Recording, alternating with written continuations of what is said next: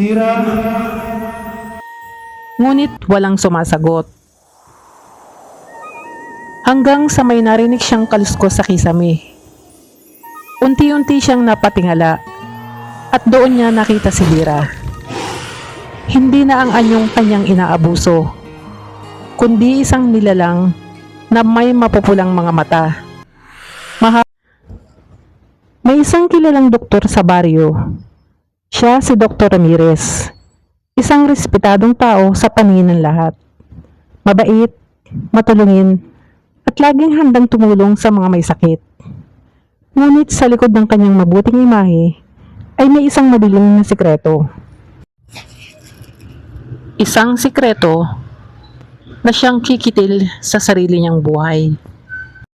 Si Aling Rosa ay matagal nang naninilbihan sa kanyang bahay. May isa siyang anak na babae, si Lira.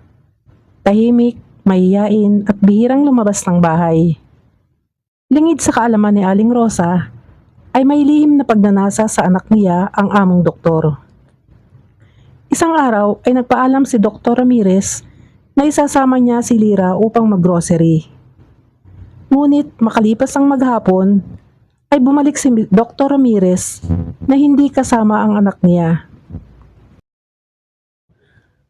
Alalang-alala si Aling Rosa sa anak niya. Dumaan ng isang buong araw, isang linggo at mga buwan na hindi na niya ito nakita. Araw-araw ay walang tigil si Aling Rosa sa paghahanap sa anak. Nagagalit ang doktor dahil napapabayaan na nito ang mga gawain sa bahay. Maging ang iba pa niyang kasambahay ay takot sa doktor dahil sa pagiging mabagsik nito. Isang araw, habang naglilinis si Aling Rosa sa silid sa itaas ng bahay, ay may narinig itong malakas na kaluskos sa kisame. Dali-dali niya itong pinuntahan sa labas ng bahay upang silipin. Ngunit ang nakasalubong nito ay si Dr. Ramirez na galing sa isang lihim na silid sa kisame.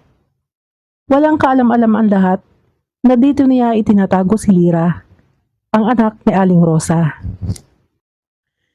Isang madilim, masikip, at halos walang hangin na lugar. Halos mag-iisang taon na itong itinatago dito ng doktor at paulit-ulit na inaabuso.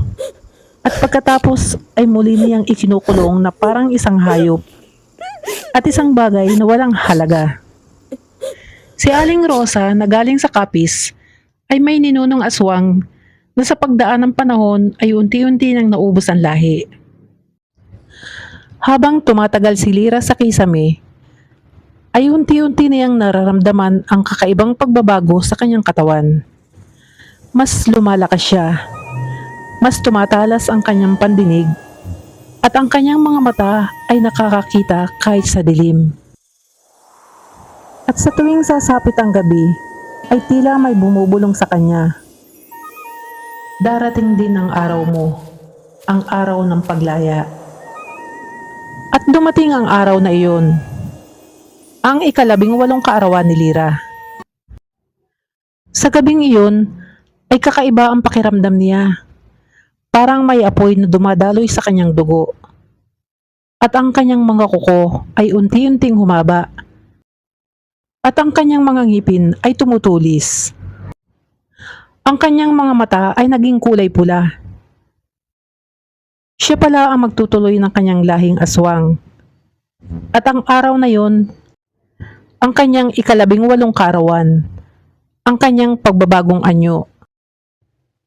Gaya ng dati, umakyat ang doktor sa kisame. May dalang pagkain, ngunit may masamang balak.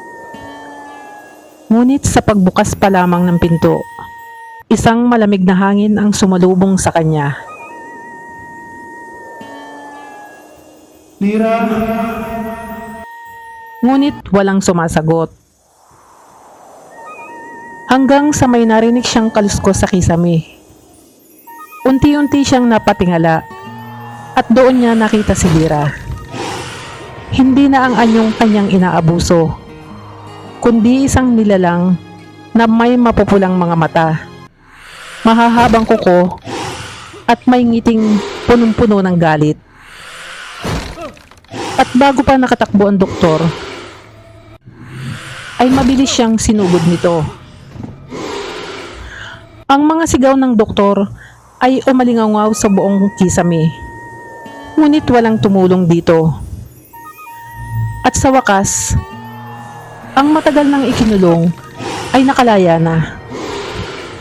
Simula noon, may mga chismis na kumakalat na tuwing gabi, may isang kakaibang nilalang na gumagapang sa kisame ng mga bahay at ang mga mata ay kumikislap sa dilim. Kung nagustuhan ninyo ang kwento, paki-like and subscribe na rin po. At mag-comment na rin po para sa isa pang kwento ng Hiwaga sa Dilim. Maraming salamat po.